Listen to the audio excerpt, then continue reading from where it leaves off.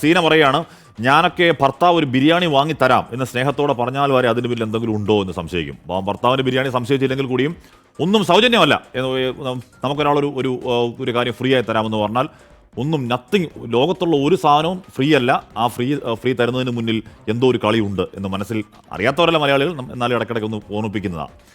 മലപ്പുറത്തേക്കൊന്ന് പോയാൽ അവിടെയും ഈ പകുതി വിലയ്ക്ക് സ്കൂട്ടർ വാഗ്ദാനം ചെയ്തുള്ള തട്ടിപ്പ്. മലപ്പുറത്തും 55,000 രൂപയ്ക്ക് കിട്ടിയ സ്കൂട്ടർ 48 കിലോമീറ്റർ ഓടിയ ശേഷം തകരാറിലായി. വാഹനം നൽകിയപ്പോൾ ഒരു രേഖ പോലും ഉപഭോക്താവിന് നൽകിയില്ല. കോട്ടപ്പുറം സ്വദേശി വിജയലക്ഷ്മിയാണ് തട്ടിപ്പിനിരയായത്. അവർ വാക്കുകൾ കേൾക്കാം. ആകെ 48 കിലോമീറ്ററാണ് ഓട്ടിയത്. അപ്പോഴേക്ക് വണ്ടി നിന്നു. ഇപ്പോൾ സ്റ്റാർട്ടാവില്ല, ഓടിക്കാൻ പറ്റണില്ല. വേറെ ഒരു പ്രത്യേക സൗണ്ട് ഉണ്ട്. സ്റ്റാർട്ട് ഓണാക്കുമ്പോഴേക്ക് ആ ഒരു സൗണ്ട് അങ്ങനെ നിൽക്കൽ തുടങ്ങിയിട്ടിപ്പോൾ ഒരു 1.5 മാസമായി. ഡിസംബറിലാണ് കിട്ടിയത്.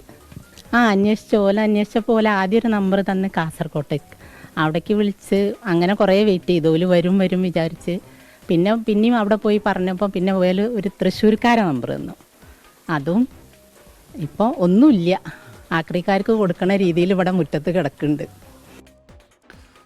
സമീർ ബിൻ കരീമാണ് വാർത്ത. സമീർ, അതൊരു വെറൈറ്റി പരാതിയാണ്. അത് തട്ടിപ്പിൻ്റെ മാത്രമല്ല, ആദ്യം കിട്ടിയ വണ്ടി തന്നെ തട്ടിപ്പാണ്. അതിന് ആ വണ്ടിക്ക് ഒരു പേപ്പറും ഒന്നും കൊടുത്തിട്ടില്ല, ബുക്കും പേപ്പറും കൊടുത്തിട്ടില്ല എന്നൊക്കെയാണ് പറയുന്നത്. അപ്പോൾ ഇനിയിപ്പോൾ ഒരുപക്ഷെ അതുപോലെ വണ്ടി കിട്ടിയവർ, ഈ പറഞ്ഞ സാധനങ്ങൾ കിട്ടിയവരുടെ ആ വണ്ടിയുടെ അവസ്ഥ എന്താണ് എന്ന് വേറൊരു അന്വേഷണത്തിൽ നിൽക്കേണ്ടതുണ്ട്.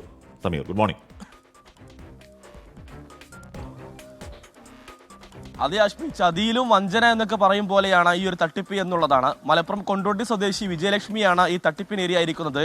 ഈ മുതുവല്ലൂരിൽ പ്രവർത്തിക്കുന്ന ഒരു KMC ഫൗണ്ടേഷൻ മുഖേനയാണ് ഈ വിജയലക്ഷ്മിക്ക് വണ്ടി ലഭിക്കുന്നത്. 55,000 രൂപയാണ് ഈ വണ്ടിക്കായി അവർ പറഞ്ഞത്. അങ്ങനെ 55,000 നൽകി ഈ വണ്ടി അവർക്ക് ലഭിക്കുകയും ചെയ്തു. അങ്ങനെ 48 കിലോമീറ്റർ ഓടിയ ശേഷം ഈ വണ്ടിക്ക് പിന്നെ ഒരു അനക്കവുമില്ല എന്നുള്ളതാണ് ഇവർ പറയുന്നത്. അതിന് സർവീസ് സെൻ്ററൊക്കെ തന്നെ അന്വേഷിച്ച സമയത്ത് ഇവ പരിസരത്തും തന്നെ സർവീസ് സെൻ്ററും ഇല്ല എന്നുള്ളതാണ് ഇതിൽ ഏറ്റവും പ്രധാനപ്പെട്ട കാര്യം. അങ്ങനെ ഈ KMC എന്ന് പറയുന്ന ഈ ഫൗണ്ടേഷന്റെ അക്കൗണ്ടിലേക്കാണ് ഇവർ പണം നൽകിയത്. ഈ KMC എന്ന് പറയുന്നത് ഈ അനന്തുവിന്റെ ഈ പ്രാദേശികമായിട്ടുള്ള ഈ പ്രചാരണവും എല്ലാം തന്നെ അല്ലെങ്കിൽ ഇത്തരം സാമ്പത്തികമായ ഇടപാട് നടത്തുന്ന സ്ഥാപനമാണ് എന്നുള്ളതാണ് നമുക്ക് അന്വേഷണത്തിൽ മനസ്സിലാക്കാൻ കഴിഞ്ഞിട്ടുള്ളത്.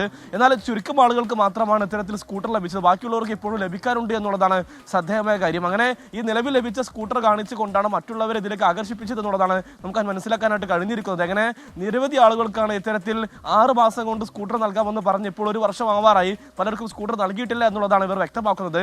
ഇതുമായി ബന്ധപ്പെട്ട് ഈ KMC അന്വേഷിക്കുമ്പോൾ അവർ പ്രതികരിക്കാൻ തയ്യാറായിട്ടില്ല എന്നുള്ളതാണ് ശ്രദ്ധേയമായിട്ടുള്ള കാര്യം. ഈ വിവാദമായ സമയത്ത് ഇപ്പോൾ ഇവരോടൊക്കെ തന്നെ പണം വാങ്ങിയ ആളുകളോടൊക്കെ തന്നെ KMC പറയുന്നത്, നിങ്ങൾ പരാതിയുമായി മുന്നോട്ട് പോകുന്നത്, അങ്ങനെ മുന്നോട്ട് പോയി കഴിഞ്ഞാൽ നിയമ നടപടി വരും. അങ്ങനെ അവർക്ക് നിയമ നടപടിയുടെ പിന്നാലെ പോയി കഴിഞ്ഞാൽ ഇങ്ങനെ സ്കൂട്ടർ ലഭ്യമാക്കാനോ അല്ലെങ്കിൽ പണം തിരികെ നൽകാനോ കഴിയില്ല എന്നുള്ള ഒരു മുടന്തൻ ന്യായം പറഞ്ഞുകൊണ്ടാണ് ഈ പരാതി നൽകാനുള്ള ആളുകളെ നിലവിൽ അതിൽ നിന്നും പിന്മാറാനുള്ള ശ്രമങ്ങൾ കൊണ്ടുകൊണ്ടിരിക്കുന്നത്. നിലവിൽ സാധാരണക്കാരായ ആളുകൾക്കാണ് ഇത്തരത്തിൽ പണം നഷ്ടമായത്. അവർക്ക് ഇപ്പോഴും പറ്റിക്കപ്പെട്ടോ എന്ന് പോലും അറിയില്ല എന്നുള്ളതാണ് ശ്രദ്ധേയമായ കാര്യം. അശ്മി, അങ്ങനെ മലപ്പുറത്ത് പലയിടങ്ങളിലെ ഇത്തരത്തിൽ പല സൊസൈറ്റികൾ കേന്ദ്രീകരിച്ചും ഇത്തരത്തിൽ തട്ടിപ്പ് നടത്തിയിട്ടുണ്ട് എന്നുള്ളതാണ് നിലവിൽ നമുക്ക് ലഭ്യമാകുന്ന വിവരം.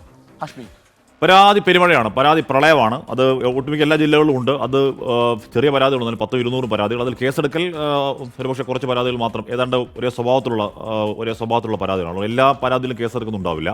പക്ഷേ ഇഷ്ടംപോലെ 10, 300, 200, 250 ഒക്കെ പരാതികൾ ഓരോ ജില്ലകളിലും വരുന്നുണ്ട് കേട്ടോ.